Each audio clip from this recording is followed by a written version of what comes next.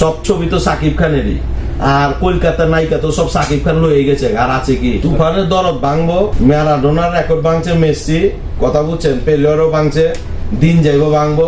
আর সাকিব খানের রেকর্ড সাকিব খান ভাঙবে, এটা তো আগের তিনি, এটা তো আপনারাই জানেন, ইতিহাস বাংলা। সাকিব খানের রেকর্ড সাকিব খান ভাঙে, একটার পর একটা ভাঙে, মানে ভাঙতে ভাঙতে এই পর্যন্ত আইছে। আশা করি দরদরও ভাঙবো, আর দরদের পরে সামনে যে নেক্সট আবার তুফান চুয়াইব, ওইটাও ভাঙবো। আপনি ভাঙতে ভাঙতে এই পর্যন্ত যাইবো। আর কলকাতার ইউটিউবার গো কইবেন এগিনা জানি এখন ঠিক রকম দেয় যে কিরকম রেকর্ড ভাঙে, খোঁজ খবর লয়। আর হ্যাঁ দেশের খবরও আপনারা রাখবে, দেবজিৎ ছবি মুক্তি পাইলে কিরকম চললো, এত পাল্লা পাল্লি যে করে।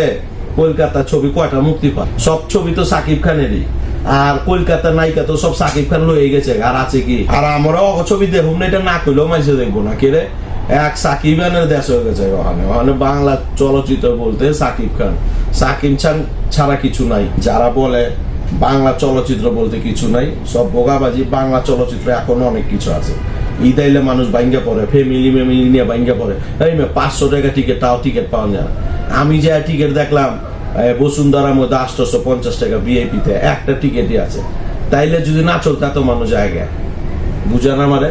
বাংলাদেশে ক্রিকেট খেলারও জনপ্রিয়তা আছে, ফুটবল খেলারও জনপ্রিয়তা আছে, আপনার বাংলা চলচ্চিত্রেরও জনপ্রিয়তা আছে। বর্ষা আপু যদি ভিডিওটা দেখে, বর্ষা আপু আমারই করে, বর্ষা আপুর যে গঠন, যে লোকেশন আমার খুব ভালো লাগে। আমি মনে করি বাংলা চলচ্চিত্রে এখন বর্তমানে যে কয়টা নায়িকা আছে তার মধ্যে মেন আমি বর্ষা আপুরে দিলে, বর্ষা আপু যদি মনে করেন ভালো জায়গায় সাকিব খানের লগে পড়ে, তাহলে বর্ষা আপু খুব নাম করবে।